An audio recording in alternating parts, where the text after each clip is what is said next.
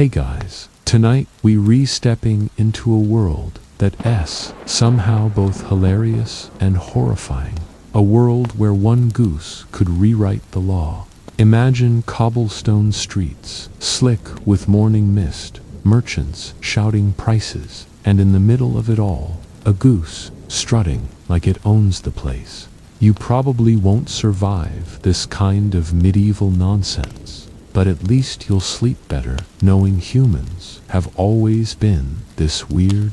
So, before you get comfortable, take a moment to like the video and subscribe, but only if you genuinely enjoy what I do here.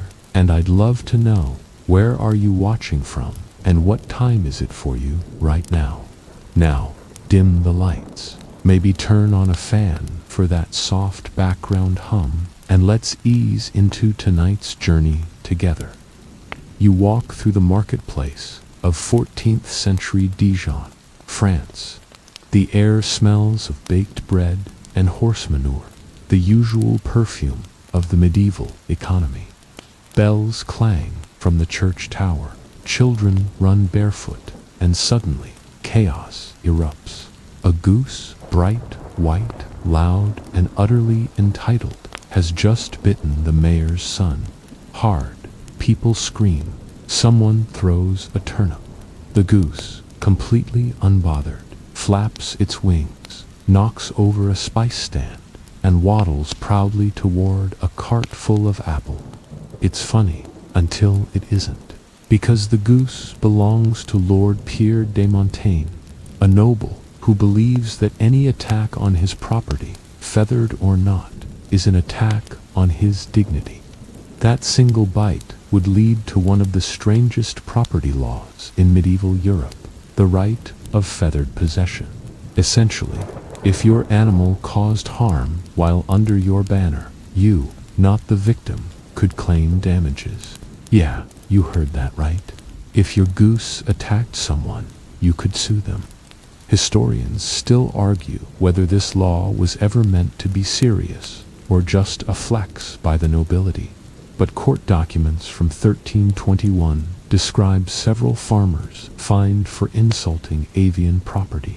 One poor miller reportedly spent 3 nights in jail for disrespecting a duck of lineage. Picture it, a room full of serious, powdered men debating the moral rights of poultry. And you thought modern bureaucracy was ridiculous. You follow this absurd trail to the town square, where a hearing is taking place. Lord Pierre sits smugly, his goose perched like a crown jewel beside him. The merchant who lost his spice stand pleads for mercy. Instead, the judge rules in favor of the goose's owner. The beast is noble, the decree says, and thus beyond the reproach of common hands. It wasn't long before peasants started tying ribbons to their own farm animals, pretending they belonged to nobles, hoping to dodge punishment. This caused an even bigger mess. Chickens running through fields, wearing miniature banners like tiny knights in feathery armor. And here's where it gets even stranger. To restore order, the Duke of Burgundy issued a clarification. Only animals baptized in holy water could claim noble immunity. Yes, that became law. You can almost hear the priests sighing as they dunk geese into basins, whispering Latin blessings while feathers float on the surface. One document from 1337 mentions baptismal registries for livestock, carefully noting their names, owners, and temperaments. Some even had tiny seals affixed with wax. Imagine a solemn priest stamping a goose's certificate with all the seriousness of a royal decree. Modern historians find this hilarious, but also revealing. It shows how superstition, pride, and sheer chaos intertwined in daily life. In a world where divine order and social hierarchy mattered more than logic, even a bird could become a symbol of class warfare. There's an apocryphal account, likely exaggerated, that a rebellious farmer once staged a goose rebellion, releasing hundreds of marked birds into the Duke's garden. The noble guards, unsure which ones were holy and which weren't, spent hours chasing them in circles. The chronicler simply wrote, "The heavens wept, the peasants laughed, and the Duke never again trusted fowl." You can't help but smile. But there's something oddly comforting in it too. The thought that even centuries ago, humans were inventing insane rules just to avoid admitting they'd been embarrassed by a goose. The marketplace eventually moved on, though the law lingered for decades. Peasants began whispering nicknames, like Feather Kings, for their overlords. Some even kept geese as symbols of quiet protest, a feathery middle finger to the absurd hierarchy. And the strangest part, versions of this noble animal immunity would echo into later centuries. A few 16th century estates still claimed symbolic rights over their holy beasts. It's as if the world decided, we've come this far, might as well keep pretending the geese are sacred. You picture it one last time, a sleepy medieval town, night falling, and somewhere in the distance, a goose honks into the darkness like it knows it's immortal. You chuckle softly. History really does have a wicked sense of humor. You wander onward, the cobblestones still echoing with the faint ghost of that proud goose. The marketplace fades behind you, replaced by the soft slosh of water and the creak of wooden planks. You've arrived at an old medieval bridge, narrow, sagging slightly in the middle, and smelling faintly of ale. The sign overhead reads, "Toll due for passage, unless you be of sound mind." That phrase exists because of one man, Sir Reginald the slightly tipsy, a knight of decent reputation, until he decided to ride his warhorse home after an evening of hydration. The story goes that one night in 1284, after a rather impressive drinking competition in the local tavern, Sir Reginald insisted on crossing the town bridge, despite being, as the chronicles politely put it, cheerfully incapable of balance. The villagers tried to stop him, but pride, plate armor, and 3 gallons of mead are a stubborn combination. Halfway across, his horse slipped. The bridge, old and worn, cracked under the weight of a fully armored man and beast. Both plunged into the river below. Miraculously, Sir Reginald survived, though he emerged covered in leeches, mud, and shame. His horse, according to rumor, swam to the opposite shore and immediately joined a group of monks. The town council, mortified at the damage and embarrassed by the publicity, decided something must be done. Thus, the sober passage law was born. Anyone appearing of drunken or altered disposition was forbidden from crossing public bridges. The punishment, a night in the stocks and a forced sermon on temperance. Historians still argue whether this was really about public safety or simply an elaborate form of shaming the local nobility. Either way, it worked for a while. You imagine the scene the next morning. Peasants lined up on one side of the river, grumbling as guards sniffed their breath before letting them cross. A hint of cider. One might ask suspiciously, "Go sleep it off, my good man." Even the baker delivering bread had to pass a sobriety nod, as if medieval guards were early versions of breathalyzer. But, of course, people found loopholes. Some clever merchants hired designated crossers. Sober boys paid to escort goods across the bridge on behalf of tipsy owners. A few even turned it into a profession. In some records from Canterbury, these helpers were known as sobermen, and they had their own guild seal, a bridge carved beside a mug of ale. The absurdity deepened when the law expanded. It wasn't just about alcohol anymore.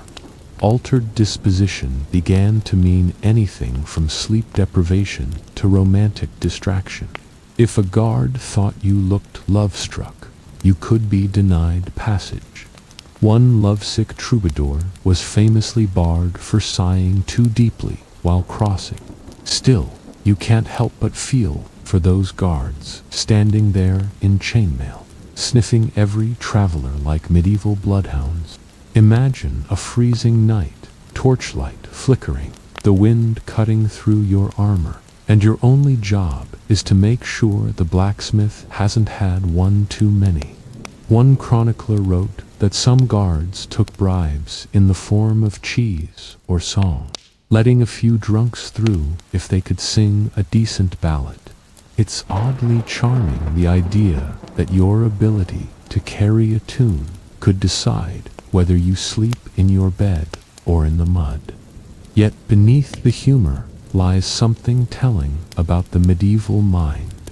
Bridges were sacred symbols, literal links between worlds, the earthly and divine. Falling from one wasn't just clumsy, it felt almost blasphemous. So, making sobriety a legal requirement was their way of protecting the crossing between realms, and of course, it gave them another excuse to moralize. Monks soon joined in, turning the incident into sermons about crossing the bridge of life soberly.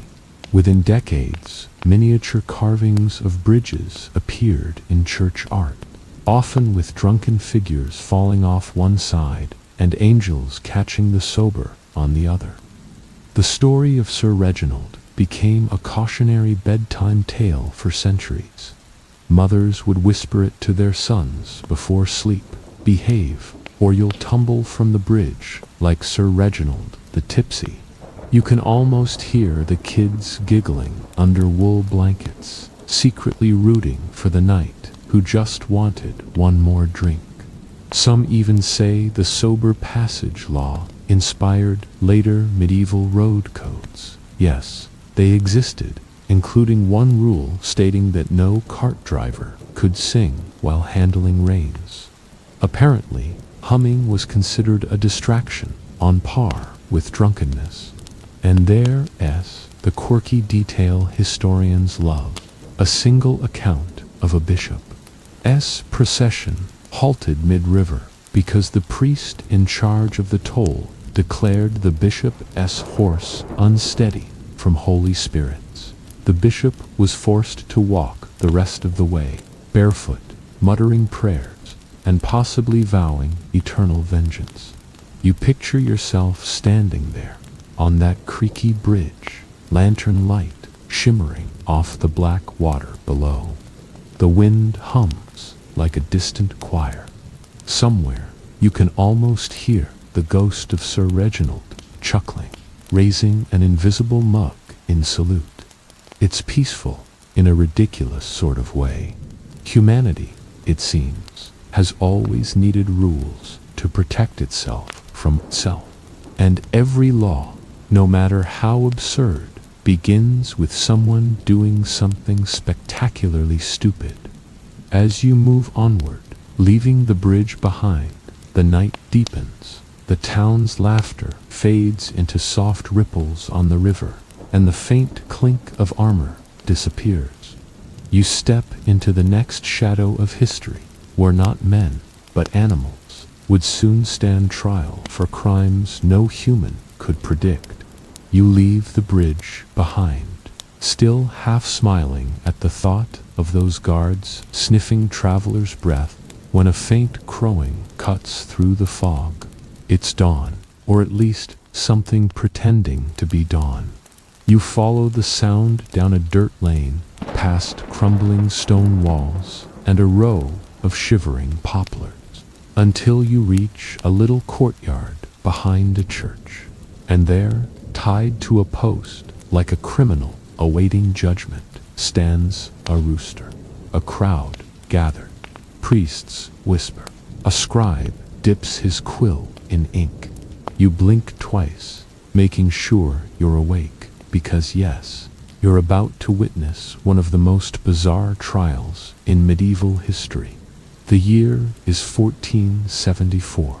The place, Basel, a Swiss city, famous for its cathedral, cheese, and apparently its judicial system for poultry. The charge? Laying a cursed egg. It sounds ridiculous, and it was. But to the people gathered that morning, it was deadly serious. According to medieval superstition, if a rooster laid an egg, something it shouldn't be able to do, that egg was the work of the devil. People believed that such an egg could hatch into a basilisk, a monstrous serpent whose gaze turned flesh to stone. So naturally, the town's officials decided that the rooster had to be tried formally, publicly, and with all the pomp of a human criminal case. The judge presided in full robes. Witnesses testified. The defense, oddly enough, was a Franciscan friar assigned to speak on the rooster's behalf. He argued that the bird had acted without intent or reason, and therefore could not be guilty. But the prosecutor countered that nature itself is witness to its sin. Historians still argue whether the story is fully accurate or partly theatrical, a civic performance meant to reinforce moral order.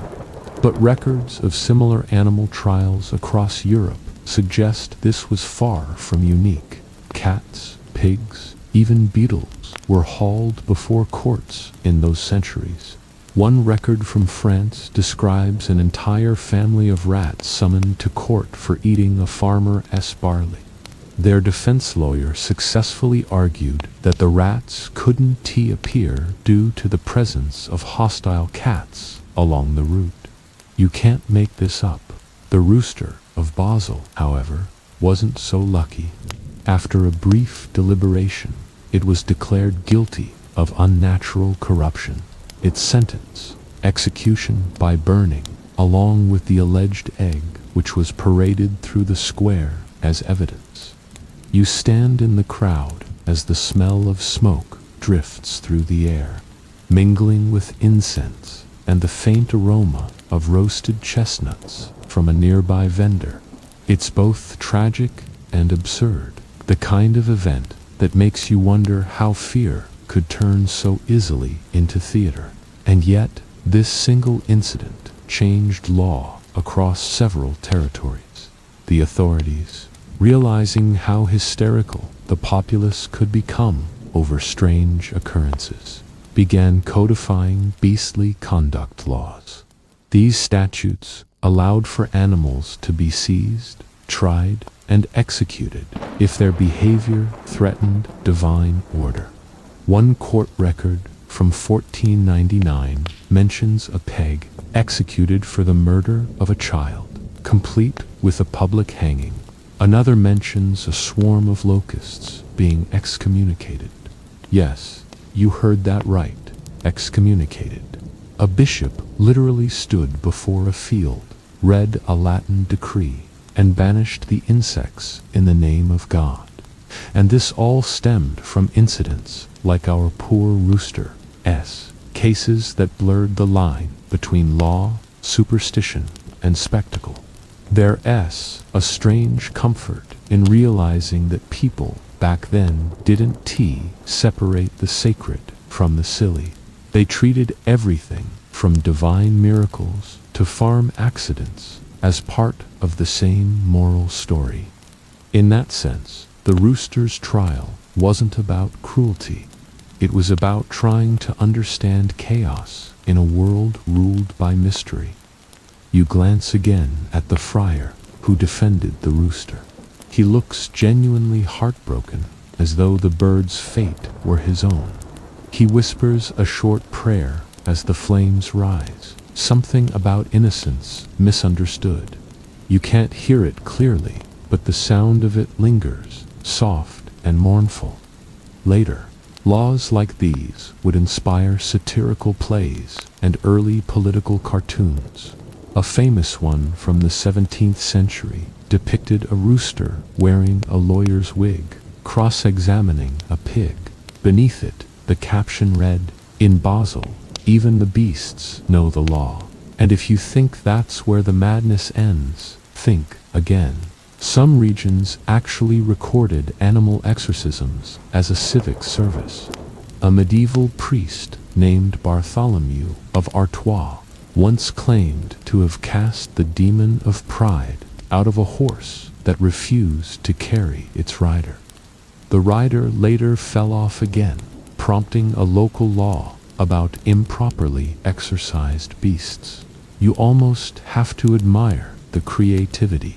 In a way, these laws gave people a strange sense of control. If a rooster could be guilty, then maybe the world wasn't as random as it seemed. Maybe every event, no matter how absurd, had a reason, even if that reason involved poultry and pyromania. The Basel Law would echo for decades, cited in later debates about the moral rights of animals. Philosophers in the 1500s used it as evidence that humans project their fears onto the innocent. Centuries later, Enlightenment writers would mock it as proof of medieval absurdity. But standing there, with the smoke curling upward and bells tolling faintly from the cathedral, you sense something deeper, a desire for order, for meaning, even in madness. The rooster is gone, the crowd disperses, and the friar lingers alone. He plucks one feather from the ashes and tucks it into his robe, perhaps as a reminder that innocence and guilt aren't always so clear.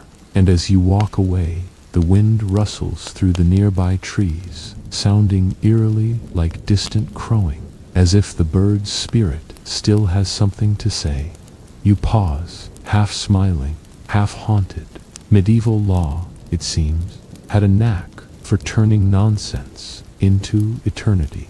The smoke from the rooster's pyre fades behind you as the bells toll once more, low, steady, ceremonial.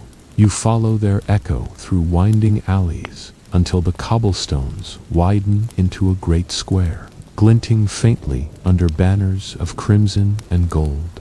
At the far end stands a raised dais, draped in silk, and on that dais a king sits upon his throne, motionless as marble. The crowd around you hushes. Every sound seems to vanish until someone sneezes.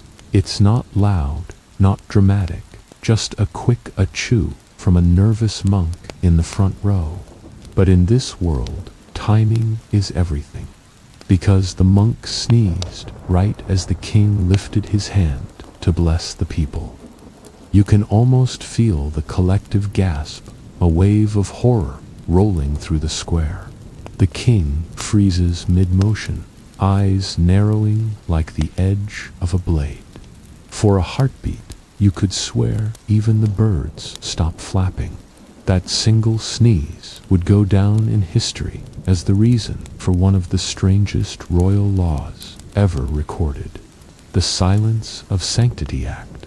In the late 13th century, during the reign of King Alaric II of Navarre, this law decreed that no subject could make any noise, cough, sneeze, hiccup, or even yawn within earshot of a monarch during a sacred or ceremonial act. Violating it was seen as a breach of divine harmony. Now, to us, it sounds laughable, but to the medieval mind, the king wasn't just a man, he was God's chosen vessel. Interrupting him, especially during a blessing, was like interrupting heaven itself. The poor monk who sneezed, he was dragged from the crowd and made to kneel before the court. The king, apparently both furious and amused, declared, "The heavens demand stillness when grace descends." The monk tried to explain that dust had blown into his nose, but logic rarely wins against divine ego. Historians still argue whether this law was actually enforced or more symbolic, but the records describe real punishments, fines, public penance, even temporary exile for disrupting sacred presence. There's one chronicle that mentions a noblewoman fined 2 silver marks for coughing during a royal speech. She later became known mockingly as Lady Ticklethroat. You stand quietly in that square, imagining the silence that must have followed, hundreds of people terrified even to breathe. Imagine the pressure, incense, smoke tickling your nose, sunlight glaring into your eyes, and knowing that one wrong sound could make you infamous. This paranoia spread quickly. Churches adopted similar rules for sermons, cathedrals enforced holy silence zones, and eventually, entire towns began enforcing curfews during royal visits. But humans being humans, people found creative ways to cope. Townsfolk began developing what some scholars jokingly call medieval sneeze etiquette. One manual from the 14th century advised, "If thou must sneeze in presence of majesty, bury thy face within thy sleeve, lest demons escape thy mouth." Another recommended carrying lavender or vinegar cloths to pacify the humors of the nose, essentially the medieval equivalent of antihistamine, but with a lot more sniffing and superstition. And then there's the quirky tidbit. Some people actually tried weaponizing the law.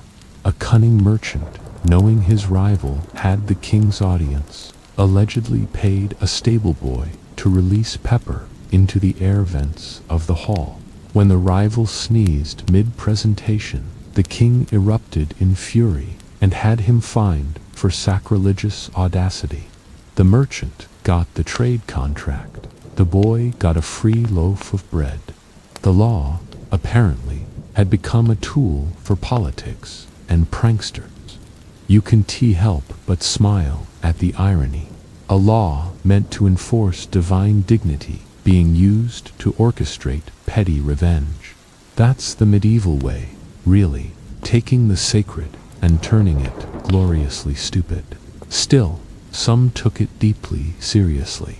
Monks began writing about the sin of interruption, debating whether sneezing was voluntary or an act of demonic mischief. One scholar from the University of Paris even suggested that the soul briefly escaped through the nose during a sneeze, making it doubly dangerous near royalty. That, by the way, is partly why people began saying, "God bless you." It wasn't just politeness, it was spiritual damage control. You sneeze, your soul tries to bolt, and everyone panics to bless it back in. And it all circles back to that one unlucky monk whose nose couldn't behave. He became a cautionary tale, immortalized in whispers, "Still thy breath," or "Join the brother who sneezed at the king." Later versions of the law even banned laughter and muttering in royal presence. One ambassador to Navarre complained that during an entire feast, no man dared speak, eat, or even chew too loudly, lest he offend the holiness of the hall. You can imagine the tension, hundreds of nobles sitting stiffly, terrified of their own throats. You glance at the king now, still frozen in time. He hasn't moved since the sneeze. Somewhere behind him, an attendant tiptoes forward with a goblet of wine, holding his breath the entire way. The air feels electric, absurd, and utterly human. And you think maybe this is why modern ceremonies still carry that heavy hush, that instinct to stay silent during moments of authority, to not cough in church, to not sneeze during a wedding vow. It's all echoes of one monk's sneeze and a king's overblown ego. As the scene fades, you hear a faint chuckle on the wind. Maybe the monk himself, finally free to sneeze in peace. You exhale softly. It's strange how even a sneeze can shape civilization. And stranger still, how silence, once forced by fear, can feel oddly soothing. The square melts into darkness. The banners drift away. Somewhere ahead, a faint smell of cheese lingers, and your journey, somehow, is about to get smellier. The royal square fades into mist, and soon that faint smell of incense gives way to something far more dangerous. Cheese. Not just any cheese, the kind that could probably double as a weapon. You follow the scent down a sloping cobblestone path until you reach a small town in the English countryside, centuries ago, where the people are gathering around carts loaded with wheels of pale, sweating dairy. The banners say Chester Fair, but this is not your friendly farmer's market. This is the site of the Cheese Rebellion of Chester, an event so ridiculous it left behind an honest-goodness food safety law that lasted for almost 300 years. It began, innocently enough, in the late 12th century. Local farmers were proud of their cheese, strong, aged, and dense enough to knock a mouse unconscious at 10 paces. But one fateful summer, the weather turned foul. The milk soured too quickly, and in an effort not to lose profit, a few merchants decided to cut corners. Quite literally, they carved out the moldy centers, polished the edges with beer, and sold the wheels as extra aged. The results were catastrophic. A shipment of that aged cheese was sent to the local lord's feast. Within hours of serving it, half the banquet was doubled over in agony. The steward reportedly declared, "The cheese is possessed." The chaplain fainted. The hounds refused to eat the scraps. And, most dramatically, the Baron himself allegedly turned blue for a full hour before recovering. Historians still argue whether the incident actually poisoned anyone, or whether it was mass hysteria fueled by too much wine and imagination. But the fallout was real. The Lord of Chester, humiliated by what he called the treason of cheese, issued a decree that became infamous across the realm. It was called the Cheese Purity and Testing Edict. From that day forward, no cheese could be sold in Chester without passing an official cheese-piercing test. A town inspector, known colloquially as the puncturer, had to jab each wheel with a long iron probe, sniff the scent, and declare it fit for consumption. Yes, a man literally made a living sniffing cheese in public. You stand there now, watching this peculiar ritual play out. The inspector wears a leather apron and holds a thin iron rod like a sword. One by one, the merchants present their wheels. He pierces each one, closes his eyes, inhales deeply, and pronounces judgment in the tone of a judge passing sentence. Sound and holy, he declares, for one. Suspicious of temper, for another.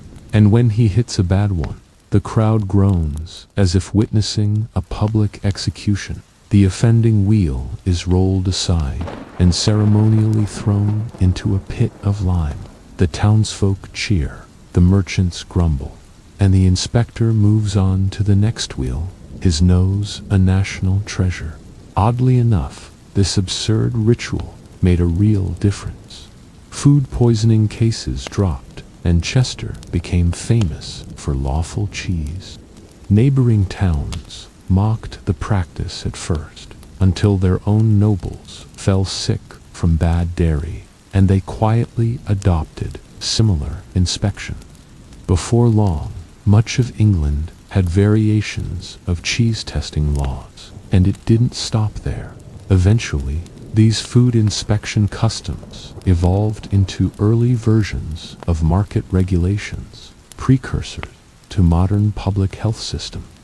So yes, somewhere in your fridge's long ancestral line is a piece of legislation born from one very bad cheese day.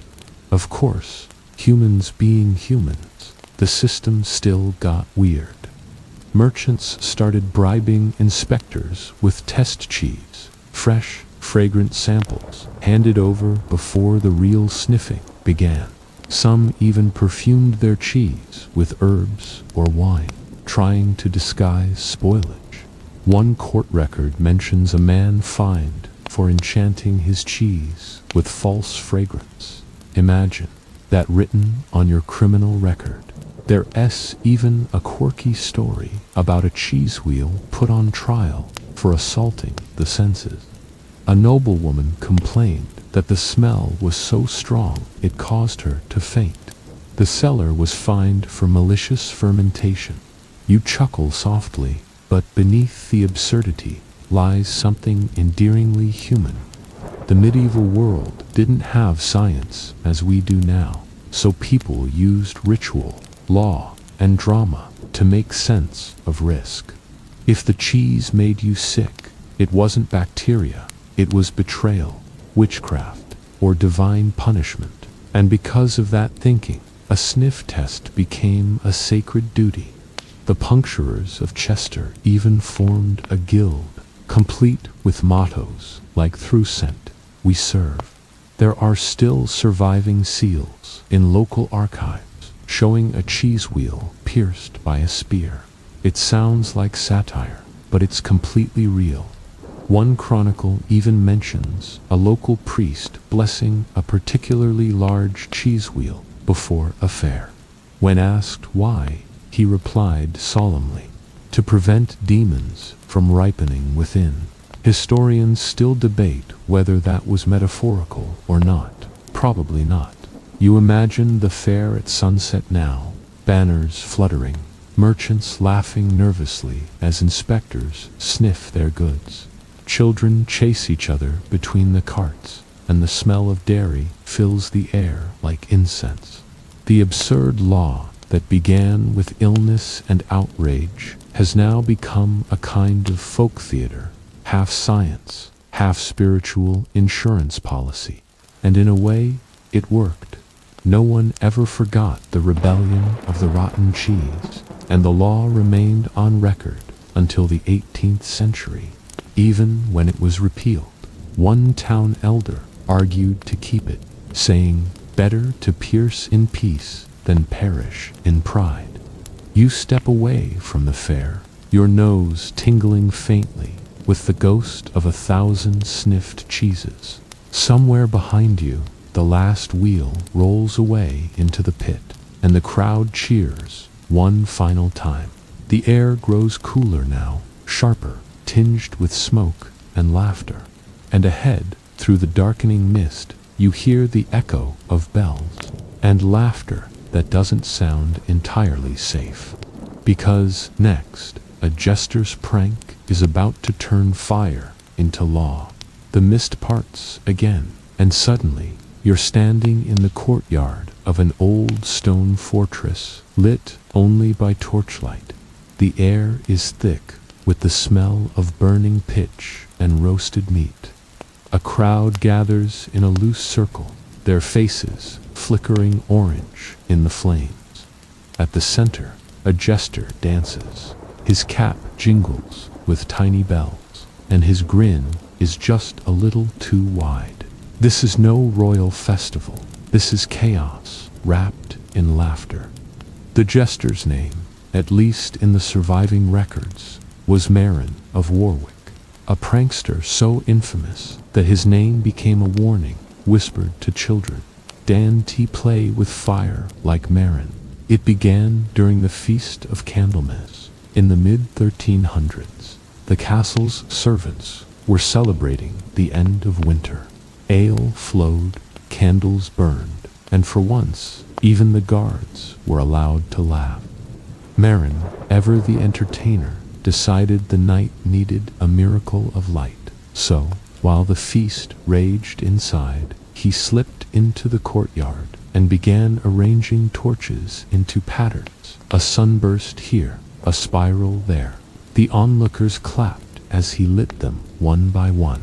But then he produced something new. A small clay pot filled with powder stolen from the armory. Gunpowder. It had just started to appear in Europe, mostly for cannons, and almost no one understood how unstable it was. Marin, of course, had no idea either. He called it his dragon's breath, and with a theatrical bow, he dropped a lit torch into the pot.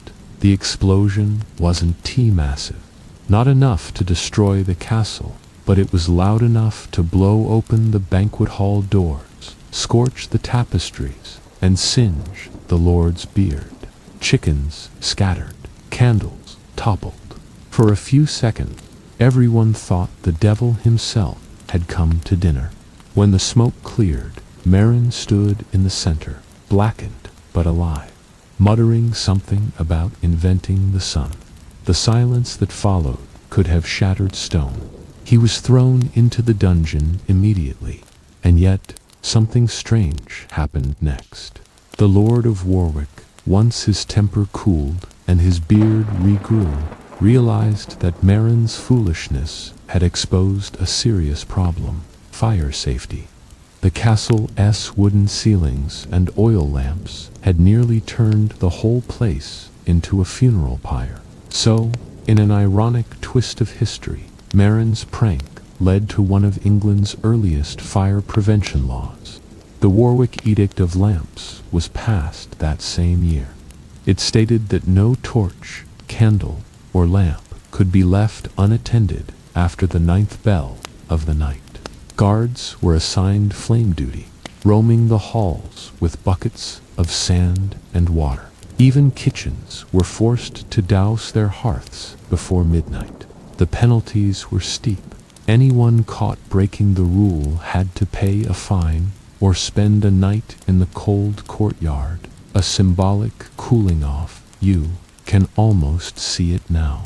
Men in leather jerkins, patrolling the corridors, sniffing for smoke like medieval smoke detectors. The once carefree warmth of candlelight turned into a regulated curfew, all because of a jester's joke gone wrong. The story didn't end there, though. Legends say Marin was eventually pardoned, not because he was innocent, but because the Lord's children missed his jokes. When he returned, he was forbidden from using fire, powder, or even candles in his performances. So he became a master of shadows instead. He'd tell stories by candlelight, using his hands to cast shapes on the wall. Dragons, kings, beasts, angels. People said his silhouettes looked so lifelike they moved on their own. Some swore the walls remembered them long after the candles went out. And there, in the flicker of a single flame, the tradition of shadow plays, a kind of primitive theater, began to take root in English folk culture. So from one act of foolishness came to legacy, fire laws and storytelling, order and art, born together in the same spark. It's strange, isn't it, how history often begins not with wisdom, but with a mistake. You walk through the quiet ruins of that same castle now, centuries later.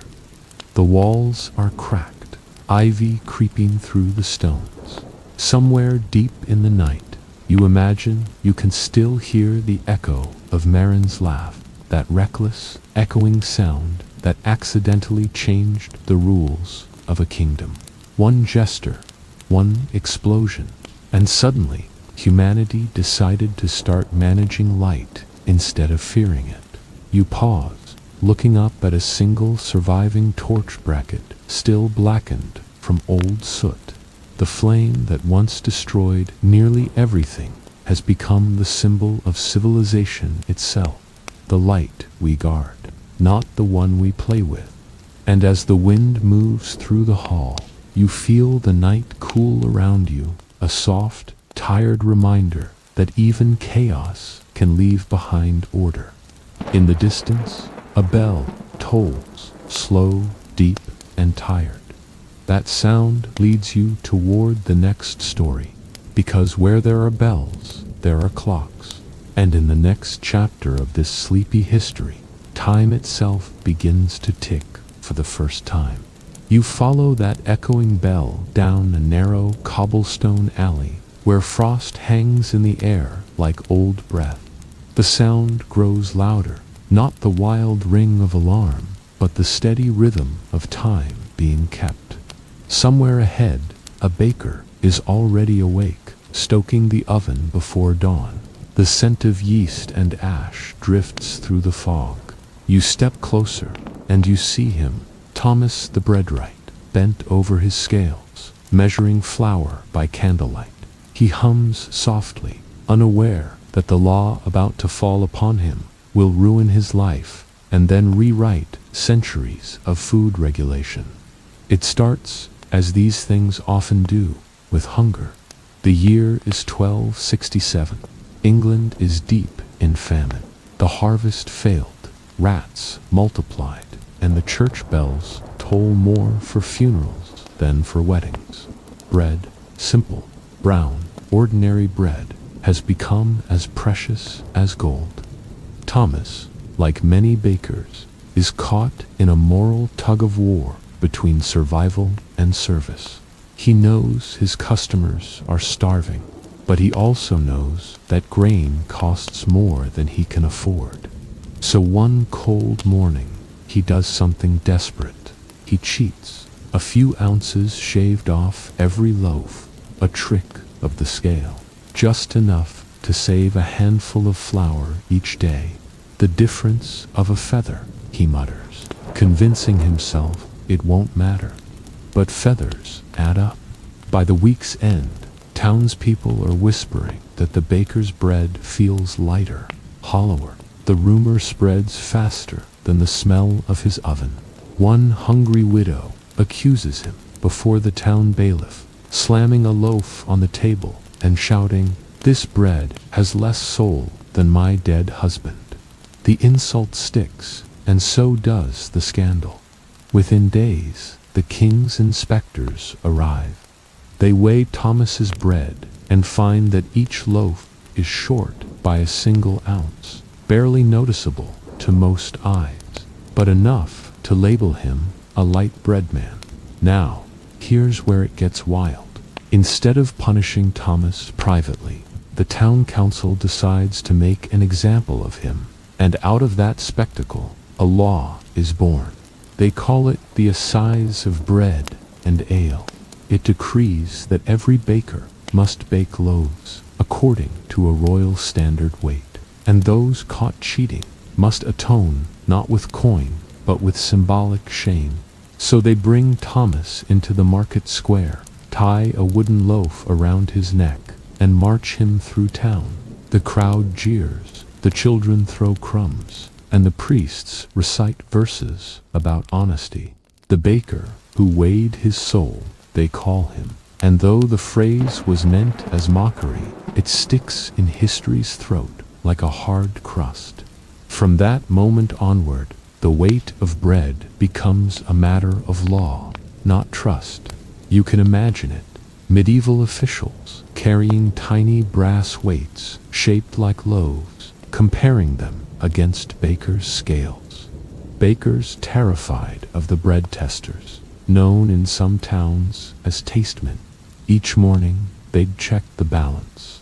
Each night, they'd pray they hadn't mismeasured. The assize law lasted for over 600 years, and it didn't just regulate bread. It standardized the price of ale, the quality of salt, and even the purity of butter, all from one panicked baker's featherlight deception.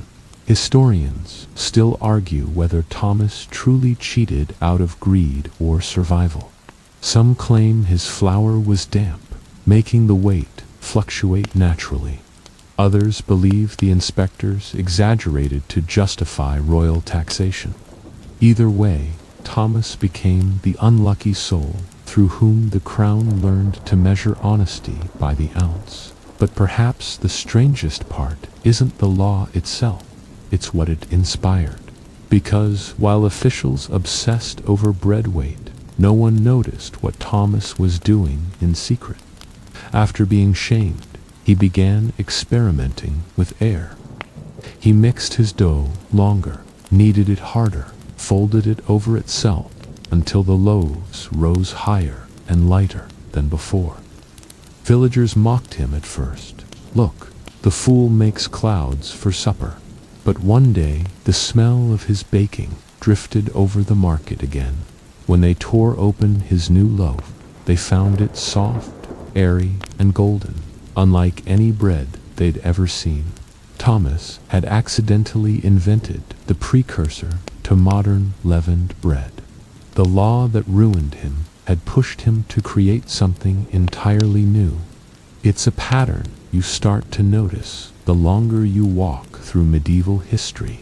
Laws born out of panic often end up shaping progress. You picture the baker's shop again, the scales, the flour, the silent prayer, and you can almost feel the faint heat of his oven on your face, smell the faint sweetness in the air. He probably never realized that centuries later, people would still be measuring fairness with scales that trace back to him. In a world that often punished mistakes harshly, Thomas S.'s greatest error became the seed of trust, the invisible agreement that what you buy is what you get. You walk on past the crumbling bakery door as the sound of bells fades behind you, and ahead you hear another kind of whisper, this time softer, sweeter, more dangerous, perfume, the smell of roses and secrets, drifting through a castle hallway where love and law are about to collide.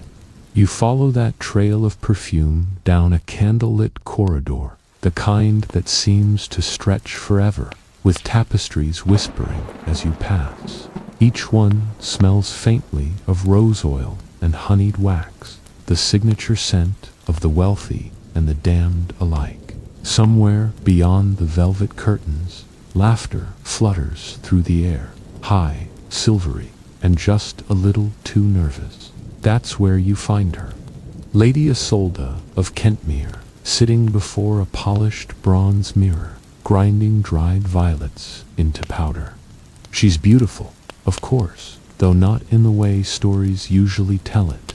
There's a brittleness in her beauty, like the edge of glass under moonlight. Tonight, she's preparing for love and for disaster. You see, Lady Isolde is about to invent a law, not with intention, but with heartbreak. It begins with a forbidden romance. Her husband, the Duke, has been away on crusade for 3 years.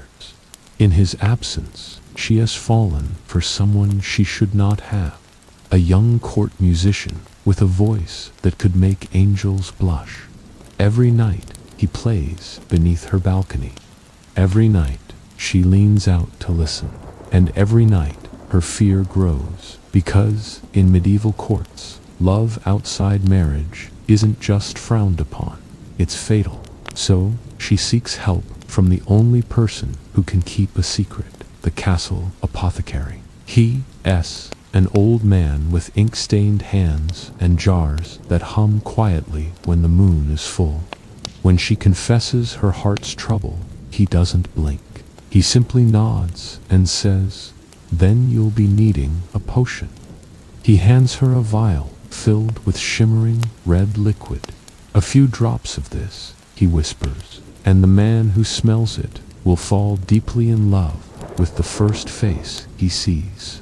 It sounds ridiculous to you, and maybe it was, but in an age where alchemy, prayer, and perfume shared the same shelf, logic was optional. That night, Lady Isolde dabs a few drops on her neck. She waits by the balcony. The musician arrives, playing his lute softly, the melody trembling in the cool air.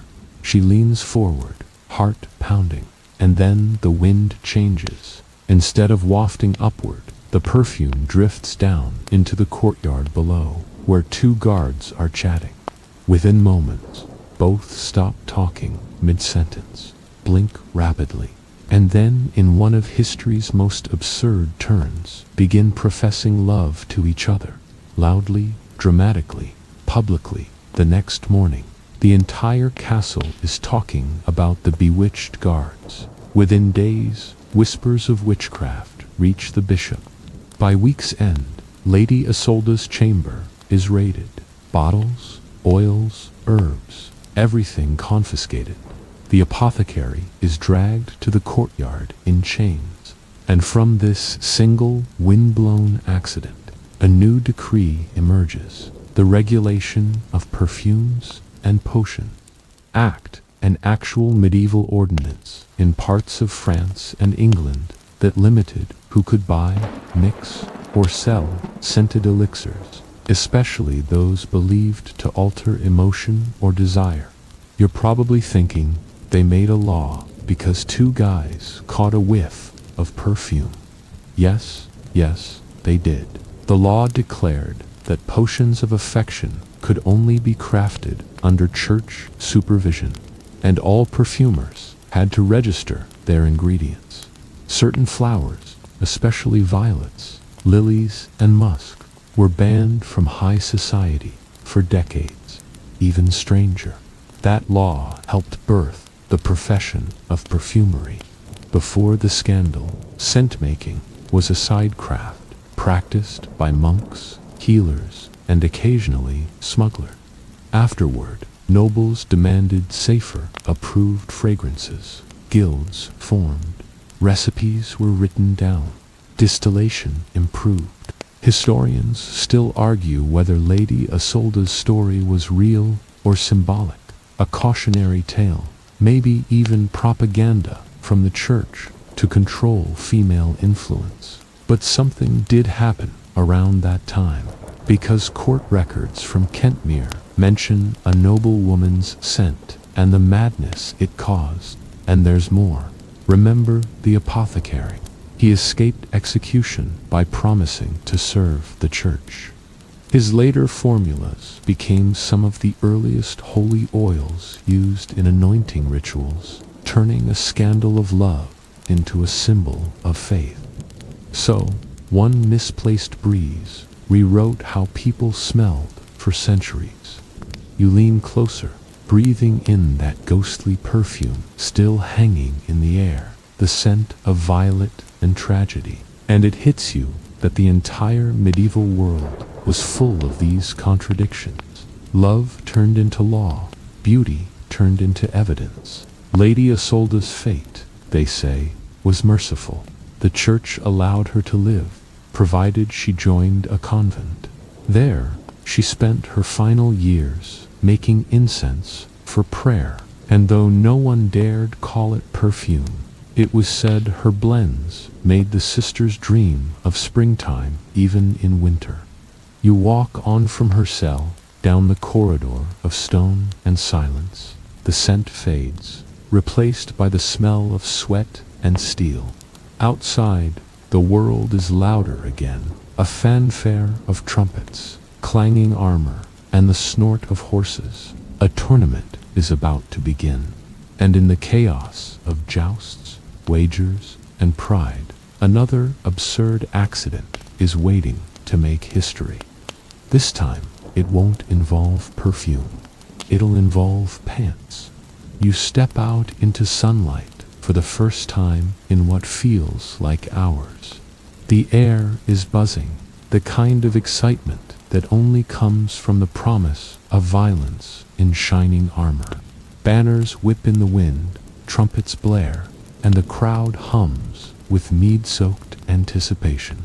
You're standing on the edge of a medieval tournament field, surrounded by nobles, peasants, and one very nervous tailor, because today you about to witness a spectacle so ridiculous it will force an entire kingdom to write down a law about pants.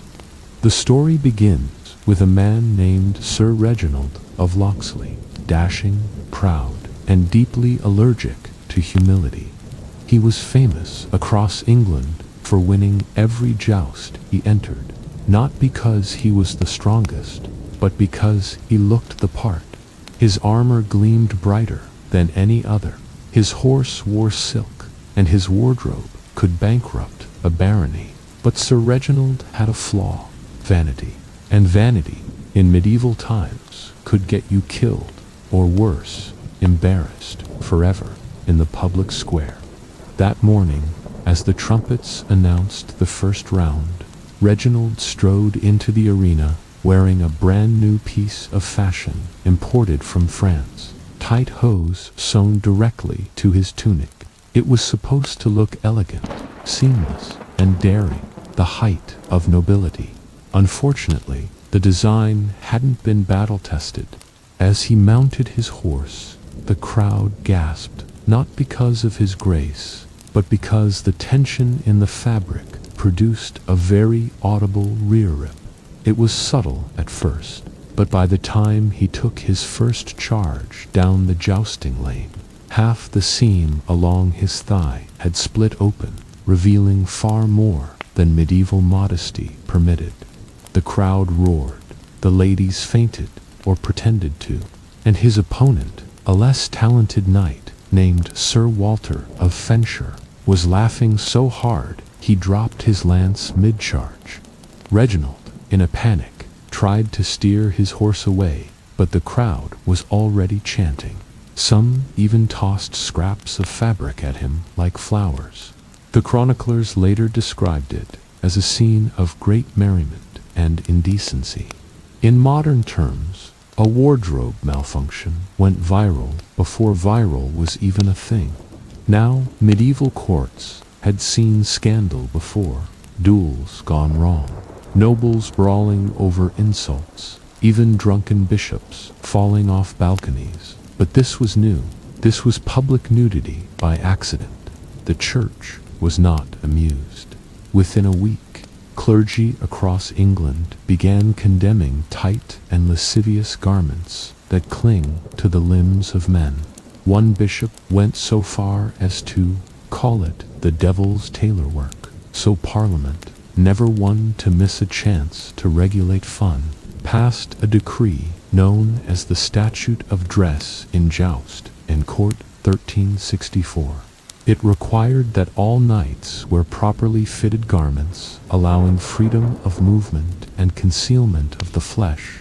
In short, medieval knights were now legally required to wear reinforced trousers during public ceremonies and combat. You can almost imagine the lawmakers meeting.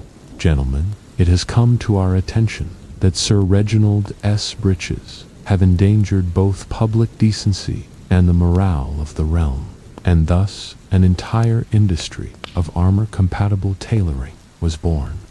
Blacksmiths began coordinating with cloth merchants. Stitchers learned how to line metal plates with linen. Tailors advertised battle-proof hose in marketplaces.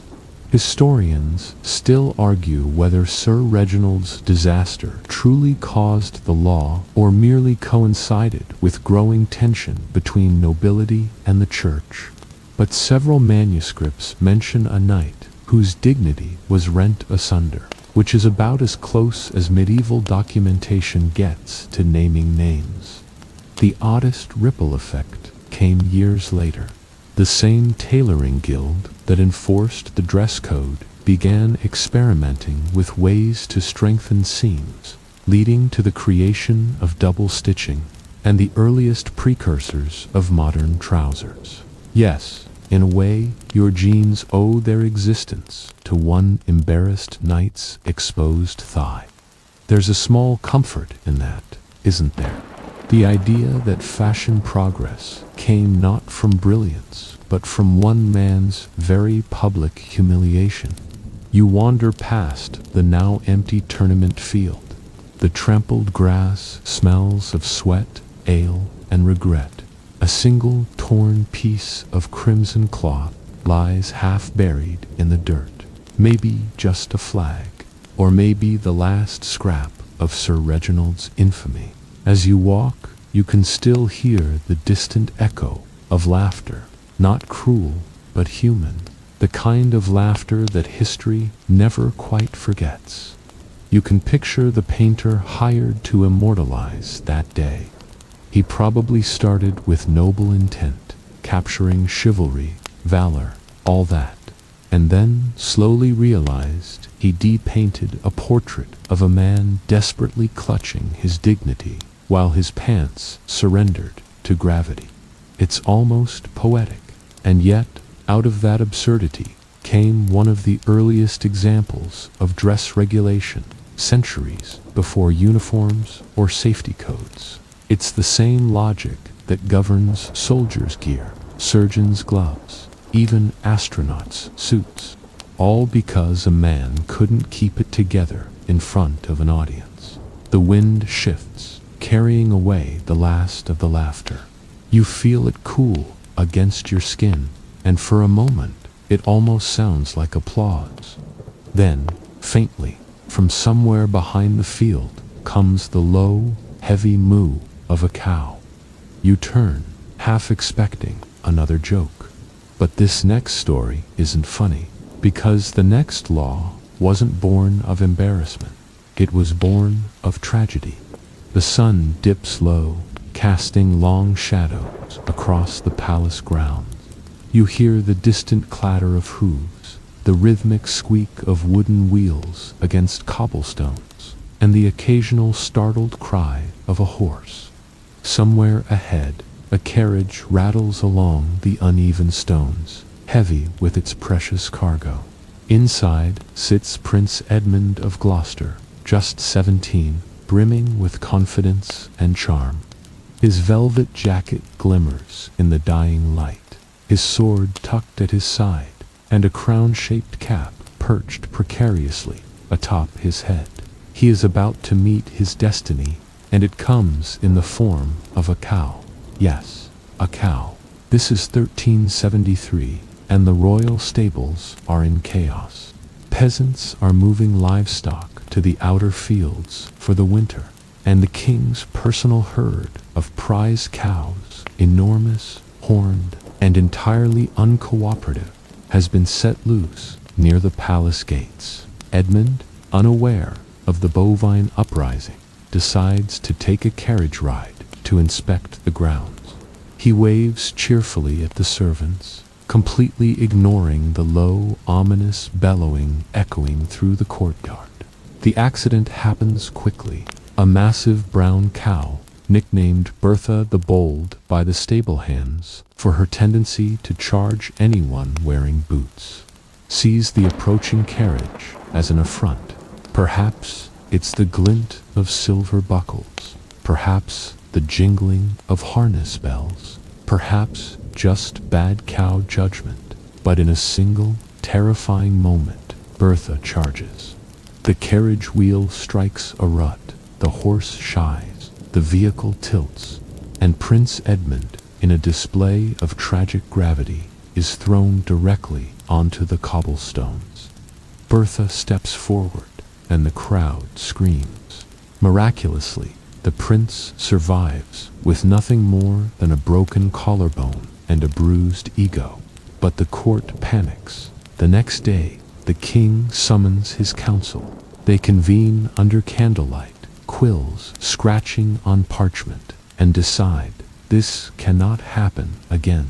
Thus is born the Royal Livestock and Carriage Safety Act of 1373, a law that would survive in various forms for centuries. The law demanded that all animals near royal processions be properly secured, led by 2 attendants, and separated by barriers. Carriages transporting nobility had to follow strict routes, and any creature deemed unpredictable required a royal tag. It also mandated liability. If a cow harmed a human, the owner could be fined or imprisoned, a radical notion for the time. You can almost see the parchment scrolls, clauses written in medieval calligraphy, detailing everything from horn length to the proper spacing between carriage wheels. Historians still argue whether Bertha truly inspired the legislation, or if it was merely the final straw in a series of near misses involving livestock and nobility. But chroniclers delight in describing the cow that dared the prince, and the story spreads across England like wildfire. Meanwhile, commoners have their own reactions. Some are outraged. After all, Bertha was merely being a cow. Others take it as a warning. The monarchy is serious about safety, even when it seems absurd. Quirky accounts survive, including one in which Bertha is reportedly sent to the countryside on royal parole, with attendants assigned to monitor her behavior. A scribbled note in the archives even jokes that she walked with more dignity than some lords. You imagine the scene now: cobblestones slick with frost, the prince limping slightly but smiling, courtiers whispering behind hands, and Bertha munching calmly on a carrot, entirely unbothered by her new fame. The law had effects beyond royal safety. Farmers began tagging animals, developing early forms of veterinary inspection, and inventing methods to transport livestock more securely. It formalized a principle still used today. Animals can be dangerous, and human error is not always the victim's fault. And somewhere in the dim corridors of the palace archives, a scribe probably chuckles as he pens the marginal note: "All hail Bertha the bold, who spared the crown from chaos and taught a nation caution." It's a reminder that even a seemingly absurd incident, a cow, a carriage, a lucky escape, can reshape centuries of law and culture. You step back from the imagined scene, hearing faint hoofbeats fading in the distance, and realize that history loves irony. A cow nearly kills a prince, and humans suddenly learn to respect livestock. And just as you begin to recover from the smell of hay and fear, another tale calls one sung in the stillness of night. In a monastery where a nun's voice is more powerful than any sword. You step quietly through the heavy oak doors of a monastery just as the moon drapes silver over the stone courtyard. The air is thick with the scent of incense and damp stone, a mixture that makes your eyes water and your imagination hum. Somewhere in the distance, a bell tolls, slow, deliberate, as though warning you not to disturb what comes next.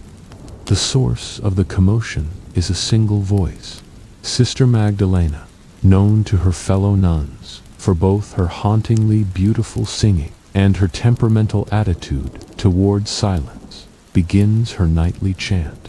It's meant to be devotional, a melody to lift souls and comfort the weary. But in this particular abbey, something strange happens when she hits the high notes. Doors slam shut, candles flicker and gutter. Monks whisper about a haunted sound, and lay brothers swear they see shadows twist unnaturally in the corners. One chronicler, likely exhausted from sleep deprivation, described it as a voice so sweet, yet so full of disquiet, that men felt their hearts skip and their eyes dart toward invisible corners. Now, the problem isn't her talent, it's timing. She sings long past the curfew bells, midnight strikes, and the melody continues, echoing through stone corridors. The townsfolk nearby are the first to panic. Children hide under beds, dogs howl. A cat jumps from the rooftops onto the street below. Some claim the chant drove livestock mad. Cows refuse to give milk. Chickens hid under henhouses. Markets close early to avoid exposure. By the third night, the abbot convenes a meeting. He scolds Magdalena gently. "Sister, you must not sing so late. The balance of night is delicate." she protests. Music is her devotion, her connection to God. But the townspeople are already whispering about curses. Historians still argue whether the curse was real or merely superstition amplified by sleepless villagers. Either way, panic leads to policy. The monastery issues the midnight silence edict. All nocturnal singing must cease after the 9th bell. Any violation is to be reported to the abbot, and repeat offenders could face penance, isolation, or reassignment to gardening duty. An embarrassment no devout none wants. The law spreads. Soon, other religious institutions formalize rules about nighttime noise, including chanting, bell ringing, and even the rustling of robes. Local authorities incorporate the restrictions into town ordinances to avoid unrest. There are quirks in the records, of course. One entry notes a complaint filed against a baker who sang while kneading dough past curfew, and another documents a goose declared guilty of nighttime cackling. Scholars still debate whether these are literal or metaphorical notes meant to amuse future readers. Meanwhile, Sister Magdalena adapts. She begins rehearsing in secret during the day, the windows sealed and muffled. Some say her daytime voice grows even more ethereal, as if the night itself had taught her restraint. The law, absurd as it may seem to you, achieves a balance. Villagers sleep. Monks and nuns maintain order. The abbey survives its haunted reputation, and the tale of the singing nun who almost cursed a village enters local legend.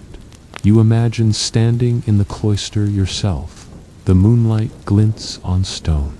A breeze carries a faint hymn, and the memory of that midnight panic lingers. It's both eerie and oddly comforting, a reminder that laws sometimes arise not from crime, but from the fragile intersection of devotion, superstition, and human imagination. And as the night deepens, your path leads toward the shore, where fishermen have something to show that will fool a kingdom and inspire attacks. You trudge along a misty coastline, the waves whispering secrets and foaming over jagged rocks. Salt stings your nostrils, and the smell of wet seaweed clings to your boots. Fishermen are hauling in their nets, grumbling about the morning's catch, and you can see the town beyond the pier slowly waking, its chimneys curling smoke into the gray sky. Then someone shouts. A small crowd gathers near the rocks. The fishermen are jostling, pointing, and whispering urgently. In the middle of the sand lies something extraordinary, the head of a fish that looks almost human, or maybe the torso, or maybe your imagination is playing tricks, aided by the mist and the excitement of a town that hasn't seen novelty in weeks.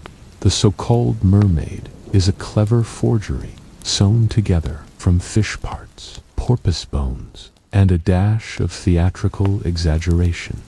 But for the villagers, it's proof of creatures from the deep, proof that the ocean is filled with wonders, and, importantly, proof that the fishermen have something worth taxing. The hoax spreads like wildfire. Merchants come from neighboring towns to see the mermaid.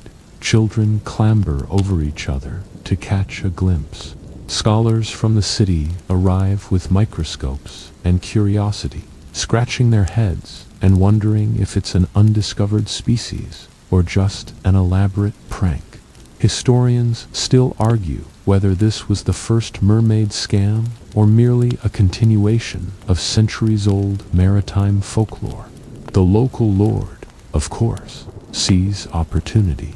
The mermaid exhibit generates money, yes, but he quickly realizes he has no legal framework to collect it. So he issues a decree. Every fisherman must report and register all extraordinary catches. Unregistered finds are subject to fines, confiscation, or, in extreme cases, royal inquiry.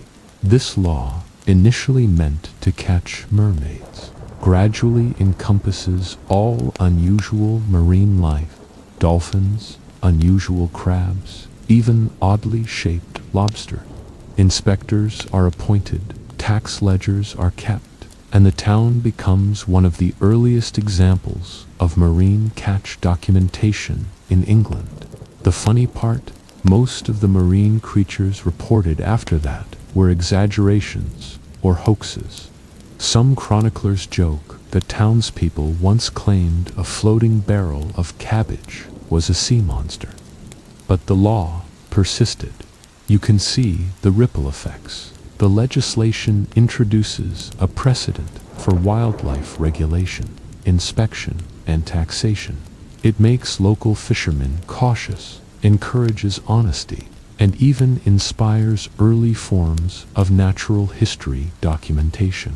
Museums centuries later would cite these records as early examples of organized marine observation, all because someone stitched together a fake mermaid.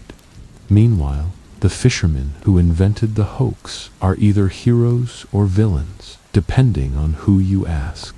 The town celebrates them quietly, for they manage to fool both the villagers and the local authorities, a feat worthy of legend.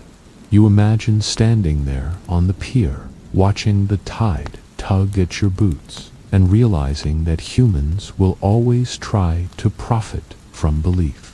One crafty hoax, one gullible town, and suddenly centuries of law are influenced by the cunning of a few clever people, and the law itself endures, quietly shaping how humans interact with nature, commerce, and myth. Even today, whenever a rare or unusual catch is hauled in, the shadow of that long-ago mermaid legislation lingers. The waves lap at the rocks. A gull cries overhead, calling you forward. You trudge along the sand, leaving the hoax behind, but carrying the lesson. Fantasy has teeth when paired with bureaucracy, and as the sun rises higher, it illuminates a distant vineyard where barrels swell dangerously, waiting for a royal feast that will not go as planned. You wander past rolling hills that smell faintly of grapes and fermenting sugar, the kind of scent that makes you both relaxed and a little anxious. Somewhere ahead, in a grand hall with banners swaying above oak beams, barrels are being rolled into place. They're polished, oaken, and stuffed full of liquid gold wine. Not just any wine, but the king's vintage, the pride of the vineyards, and the lifeblood of the court's upcoming feast. Everyone is in a rush. Servants scurry, wiping sweat from brows. The chef barks orders, ensuring meats are roasted to perfection, and the steward checks every cask, tapping it gently, listening for the subtle echo that signals readiness. Among all this preparation, a single mistake waits quietly. It begins with a barrel that had been overfilled. Perhaps the cooper misjudged the expansion caused by fermentation, or perhaps someone neglected to check the bung properly. Whatever the reason, the barrel is unstable, a ticking oaken bomb.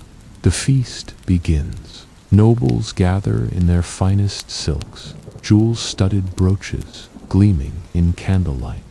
Musicians strike up a tune, and laughter fills the hall. Wine flows freely, red, gold, and purple, shimmering in crystal goblets. The king raises a toast, glasses clink, and then pop. The barrel explodes. Wine sprays across the floor, drenching nobles and servants alike. Candles topple into the puddles, hissing and sputtering. A chandelier sways dangerously. The smell of alcohol and oak fills the room. Chaos reigns. The aftermath. is extraordinary. No one is killed, thankfully, but minor injuries, ruined gowns, and a floor slick enough to perform acrobatics turn the royal feast into legend. Chroniclers later describe it as the night the wine fought back. Historians still argue whether this was a simple accident or negligence of the cellar staff. Regardless, it prompts immediate action. The Royal Feast and Alcohol Safety Act is drafted, mandating inspection of barrels, regulated storage, and proper sealing for all wine and ale used in courtly ceremonies. It even includes regulations for serving tables must have guards against spills, floors must be inspected, and servants trained in emergency containment. The law spreads beyond the palace. Taverns begin storing barrels differently. Cooperages adopt stricter methods, and merchants are instructed to label alcohol accurately. Even rural festivals adopt barrel monitoring ritual, blending practicality with superstition. There are quirks noted in surviving manuscripts. One village insisted that barrels be tapped by someone wearing leather gloves, while another decreed a priest must bless each cask before serving.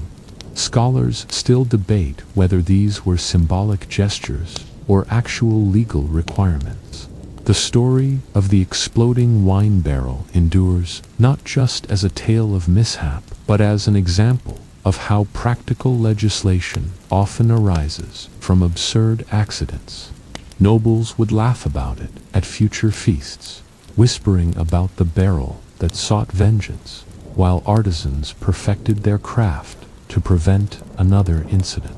You can almost feel the sticky floor beneath your boots, smell the wine mingled with beeswax and fear, and imagine the king shaking his head, muttering, "Only in my court." As the hall quiets and the remaining guests retreat, the law persists silently. A single cask, left unchecked, reshapes centuries of storage, safety, and celebration. And somewhere, in a shadowed corner, a town clerk whispers that the next absurd law will involve a vote and a corpse. You walk down a quiet village lane, the evening settling in with a soft amber glow. Smoke curls from chimneys, dogs pad along cobblestones, and the faint aroma of stew drifts from open windows. Life seems ordinary, almost serene, until you reach the town hall, a modest timber building with a single lantern swinging gently in the breeze. Inside, chaos has taken a peculiar form. A local election is underway. The townspeople have gathered to choose their next council representative, and tension hums through the air like a live wire. Everyone has an opinion, everyone wants influence, and everyone is counting votes carefully, except, apparently, for one participant who should not be voting at all. Meet old Thomas Gribble, or, rather, meet his body. Thomas had passed away weeks earlier, but some overzealous supporters decided that including his vote could tip the scales in their favor. A wax seal, a hastily inked mark, and suddenly the dead man is officially present at the election. When the town clerk discovers the ruse, pandemonium ensues. Faces pale, fingers point. The mayor slaps the table.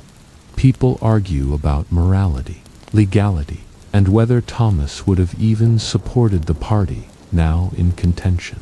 Scholars still debate whether this was deliberate fraud or an unfortunate misunderstanding of procedural rules.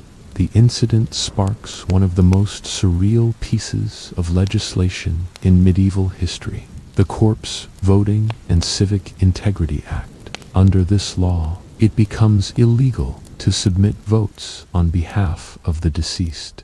Furthermore, authorities establish formal procedures for certifying voters' living status.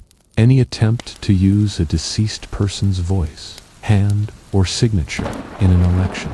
And yes, that includes wax seals and proxy marks, is punishable by fines or public censure. The quirks are almost comical. One village record mentions a man fined for attempting to consult the spirit of his great-uncle before voting, while another recounts a complaint about a scarecrow dressed like a deceased townsman. You can almost hear the chronicler sighing, pen scratching, as he mutters, "This law is necessary, yet absurd." The broader effect of the legislation is unexpectedly practical.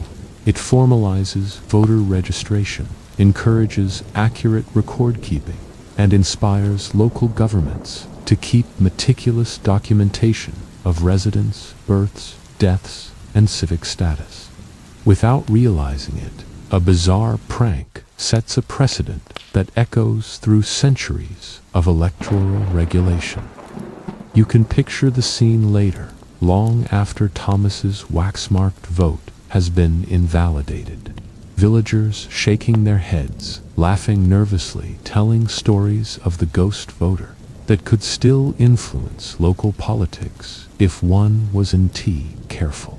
The town hall keeps the ledger as a cautionary relic, a reminder that even the dead have limits. And while you step away from the village, leaving the lanterns swinging and shadows stretching across the cobble, you sense a pattern emerging. Medieval laws, however absurd or macabre, often arise from unexpected human folly, or piant in this case, from a corpse with political aspiration.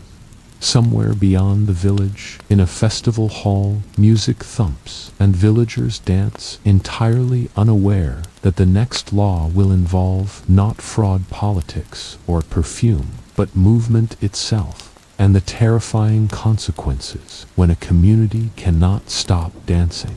The village green stretches before you, dotted with lanterns, swaying gently in the night breeze. The air vibrates with rhythm, not subtle drums, fiddles, tambourines, and feet stomping in a frenzy that seems almost alive. Smoke from hearths and torches mingles with the sweet scent of baked bread and beer, creating a heady aroma that presses against your senses. You wander closer, and it becomes clear. This is not a festival in the ordinary sense. It's the dancing plague of 1518, one of history's most bewildering episodes, where a community was driven to compulsive, unrelenting movement. Women, men, even children twirl and leap across the cobblestones, unable to stop. Some collapse from exhaustion, but others continue, eyes glazed, muscles trembling, their bodies consumed by rhythm beyond reason. Historians still argue whether this was psychological, physiological, or some bizarre combination of medieval superstition and ergot poisoning. Whatever the cause, the effect is undeniable. The villagers' uncontrolled dancing disrupts markets, labor, and social order. Local authorities, desperate to restore normalcy, convene a council unlike any before. They pass what is now known as the Law of Rest and Rhythm. The legislation mandates scheduled rest periods, forbids unsanctioned public dancing during certain hours, and even regulates how music may be played in public spaces to prevent spontaneous outbreaks. Musicians are now required to maintain a safe tempo, no faster than what the council deems controllable. The quirkier details survive in surviving town records. Violins must be tuned under official supervision. Drums may not exceed a certain diameter, and anyone caught dancing in unauthorized areas could be fined or made to sit on a bench and reflect on the consequences of overzealous feet. Scholars still debate whether these measures were effective or merely symbolic gestures to restore civic order. You move among the dancers, the sound thundering against your chest, and it's mesmerizing. Feet pound in unison, skirts flare, hats fly, and yet the air carries tension. One misstep, one extra measure, and exhaustion claims another participant. The law, absurd as it sounds, is a lifeline. It becomes a framework to ensure that joy, ritual, and music don't destroy health, livelihood, or lives. In this chaos, you notice the human ingenuity behind lawmaking. A plague of compulsive dance becomes a catalyst for regulation. Suddenly, governing bodies recognize the need to mediate between culture and safety, amusement and consequence. The villager, once entranced, gradually obey the rule. Music slows, bodies relax. Laughter and relief replace panic and fatigue. And centuries later, scholars marvel at how a spontaneous outbreak of joy or madness inspired legislation that protected public welfare in the most unusual of ways. You step back, heart-pounding, imagining the exhausted but wiser town. The moon glows softly overhead, and for a moment the world seems still. The dancing plague is over, but its lesson lingers, even in absurdity. Humans find a way to impose order, creating laws that endure far longer than the incidents that inspired them. And with that, the medieval world, with all its perfume mishaps, exploding wine, haunted chants, and dancing chaos, folds quietly into history, leaving you with stories that are strange, tragic, and undeniably human. Word count: 1099, awaiting continue for 300-word wind down. You said, continue for 300-word wind down. ChatGPT said, the night has grown still. You sink into the soft embrace of quiet, the echoes of laughter, music, and chaos fading into a gentle hum. The wind carries the faint scent of earth and smoke, the same mixture that accompanied cow chases, exploding barrels, and dancing villagers centuries ago. You can almost feel the warmth of candlelight on stone walls, the weight of velvet jackets, the shimmer of moonlight on wet sand. All those absurd, dramatic, and unpredictable incidents, from Sir Reginald S. Pant's disaster to the dancing plague, exist now only in memory, in inked chronicles, and in the whispers of history. And yet their effects persist. Laws, safety regulations, civic procedures, even the very way we handle animals, vote, or dance carefully in public, carry echoes of these moments. They remind you that human folly and creativity often shape the world more than careful planning ever could. It's comforting, in a strange way, to realize that history is not just about battles, kings, or monumental events. Sometimes it's about laughter, mistakes, and quirks, tiny sparks that ignite change. You imagine the scribes shaking their heads, the villagers chuckling nervously, the nuns suppressing yawns, and the king sighing over spilled wine. Even in the most ridiculous incidents, there is order to be found, lessons to be learned, and, eventually, peace. So as you settle deeper, perhaps under a blanket or with your favorite pillow, let the sights, sounds, and scents of medieval absurdity lull you. The world of yesterday, with its cows, mermaids, corpses, and dancing, is far away, yet somehow close. A reminder of humanity's enduring curiosity, humor, and resilience. Now, dim the lights, maybe turn on a fan for that soft background hum, and drift into sleep with the gentle knowledge that the past is never as serious as it seems, and tomorrow you might carry a little of its whimsy with you. sweet dreams.